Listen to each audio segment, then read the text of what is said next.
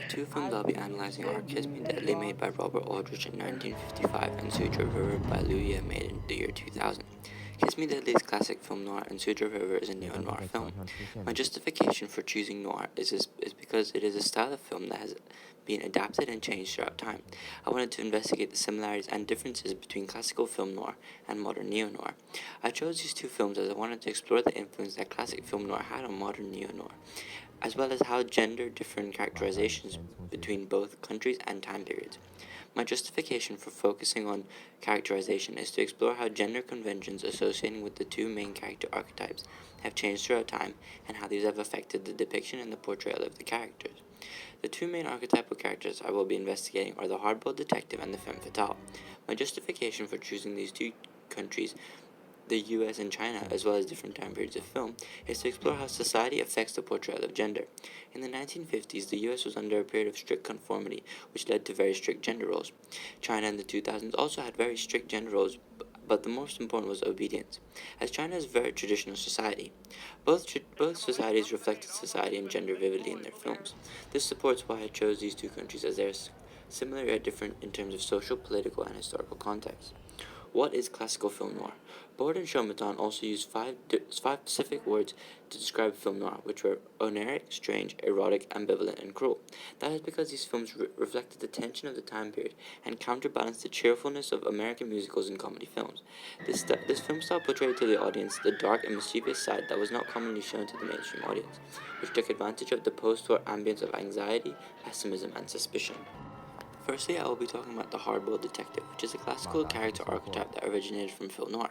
He is mainly associated with strength and masculinity and is commonly the protagonist. In Kiss Me Deadly, the hardboiled detective is named Mike Hammer, and in Sudra River, the protagonist is Mardo. Hardboiled detectives are usually seen as loners. They are introverted, troubled, and pessimistic. They are not conventional film heroes, and they are also confident and certain. The hardboiled detective is defined by his ability to survive and his high resilience level, and are mainly associated with toughness and violence. However, neo-noir films stick to the subtlety of the classic film noir and use suggestive film off-screen violence, which was also seen in Kiss Me Deadly, as due to the Hays Code, not much graphic violence was allowed to be shown. Violence in neo-noirs are usually suggestive of one's character, which could be to reinforce the hardboiled detective character archetype, as well as anti-hero characteristics. Due to the strict gender conventions that noir films follow, the protagonist usually has personal codes that they strive to uphold that are specific to their gender. The hardboiled detective has chivalric intentions, as they tend to save the damsel in distress and always want to save the day. He is willing to do anything to solve the case, such as harm the doctor or bribe him, which does bring out his anti-hero characteristics. In Kiss Me Deadly, Mike is seen early onto the film engaging in conflict.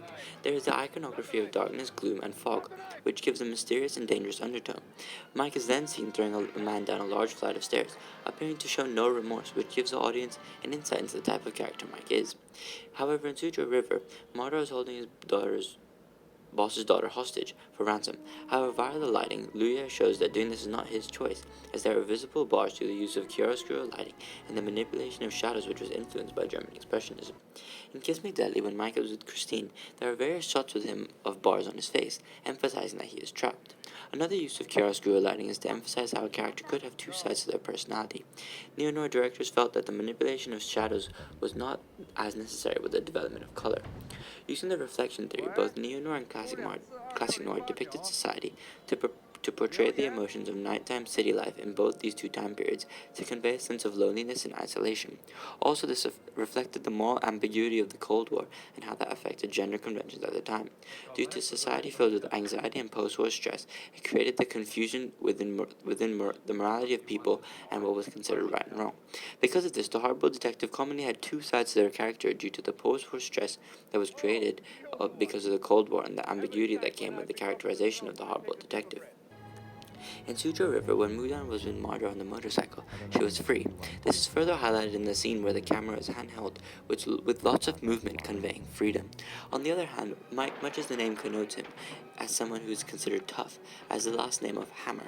The novelist Mickey Spillane created this, stated, Hammer's very name revealed it all, a hard, heavy, unrelenting object pounding away mindlessly at social outcasts like two penny nails. Alan Silver also wrote Hammer is a cipher for all the unsavory dissidents of the film noir underworld, meaning that Aldrich used Mike Hammer to to show the audience the dark and mischievous side of society. Mike is seen throughout the film kissing and walking around with three different women, again showing the sleaziness that is also associated with the hardboiled detective. During the climax of Kiss Me Deadly, it is framed as a two-shot before Lily shoots him. However, after she shoots him, it becomes tightly framed on Mike to show his feeling, emphasizing to the audience the tough nature of the hardboiled detective. Due to the Cold War stress and anxiety that took place in society, there was a confusion of morals, and because of this, most hardboiled detectives were portrayed in the film as anti-heroes, which were characters who committed both bad and good acts. As we compare this to a more modern society of China, gender conventions were not as strict, and there was no one way in which a male character was interpreted and shown through film, as there was a greater sense of morality. Secondly, I will be exploring the archetypal character of the femme fatale in both these films in order to see how the modern portrayal of the femme fatale was influenced by classic film noir. In classic film noir, females are either represented as pure, innocent women or as the character associated with promiscuity, known as the virgin whore dichotomy. During film noir, supporting female characters was associated with someone who needed to be saved. Aldrich wanted to break the stereotype and made the female character cunning and sometimes the antagonist of the film, which followed conventions of modern characterization, the blurring of lines between the femme fatale and the protagonist. Lily's scene in the box shows the breaking away from the gender roles in the 1950s, which were very strict at that time, and dominant gender representations of the era. Madonna stated, "I don't mind living in a man's world as long as I can be a woman in it," reinforcing Aldrich's intentions of breaking and changing the gender roles of the times. The femme fatale, when first introduced, is seen as innocent, however changes and to a certain extent behaves just like men do in order to fool and poach on the foolish men in classic film noir. She was also intelligent enough to use her beauty and intellect to her advantage. The femme fatale was usually portrayed in soft lighting because she is firstly perceived as innocent, however all the power is with her. Referring back to the reflection theory in the post-World War II anxiety, the femme fatale can also be considered as an anti-hero. She commits bad acts, but it is also clear why she is doing so. She is attempting to act like a man in a male-dominated world, further conveying the confusion of morality. Throughout Kiss Me Daddy, the ideology that the femme fatale can be dangerous, as these women can act undetected to the male gaze. At the end of Kiss Me Deadly, it symbolizes the expectations, symbolizing the gender roles and metaphorically sets them on fire. In Kiss Me Deadly, the idea of the femme fatale is introduced rather late into the film, and is introduced through Christina's roommate, who goes by the name of Lily Carver. Applying this to Borden Sherman's description of film noir using 5 words, Lily is sexualized, which depicts the erotic nature of film noir. This also reinforces Laura Mulvey's male gaze theory, which states that all of the films are seen through the eyes of a man, resulting in heavily sexualized women. The first shot we see of her is from the back, with one leg exposed and the view partially obstructed by the bed frame, which immediately portrays her as enigmatic and mysterious. In the first scene, she is seen very quickly extracting a gun, which promptly shows her dangerous side. However, Mike sees no threat as he continues to invade her personal space. On the other hand, in Sutra River, there are no distinguishable femme fatale characters, and this could be due to the change in gender conventions. A characteristic in neo-noir was the blurring of the lines between the femme fatale and the protagonist, creating mysterious and cunning female characters. Going back to the reflection theory and the gender roles changing, there was no one way in which a certain gender was represented in film. In Kiss Me Deadly, Mike first rejects Lily when she first tries to kiss him, as he is first intrigued and suspicious, as if he knows she is hiding something. When we first see the character of Lily during her conversation with Mike, even though she is seen in her bathrobe, she is seen moving away from Mike and shielding herself behind her gun. By doing this, she poses herself as a mysterious character and contradictory character. Throughout the conversation, she is seen opening up to Mike, which is stereotypically seen in seduction methods of the femme fatale in classic film noir.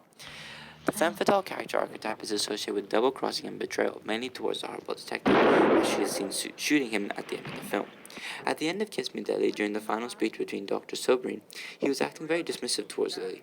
According to Criterion Month, How Kiss Me Deadly exposes the myth of the femme fatale, he references the myth in stereotypical association between the woman in danger, woman in curiosity, and woman in destruction. Gabrielle opening the box is Aldrich's way of showing a feminist-defined act, symbolizing Gabrielle's quest for knowledge, which was denied for her for most of the movie. Laura Mulvey stated her desire to see the box can be re-represented as a self-reflexive desire to investigate the enigma of femininity itself. This quote from the book Feminism in Cinema shows how Laura Mulvey believed that the ideology of the box represents feminism as an enigma, as Lily opening up the box ends up in her death, representing the danger of female curiosity. To conclude, throughout this essay, I've analyzed the two films Kiss Me Deadly and Sutra River in order to explore the influence that American classical film noir had on Chinese neo-noir. To do this, I analyzed the classic archetypal characters that derive from film noir. Through this investigation, I found that the way characters are portrayed is influenced by society and the specific time period. We did this by looking at the reflection theory and found that as gender roles have changed throughout these time periods, it reflects in the change of and adaptation of these archetypal characters.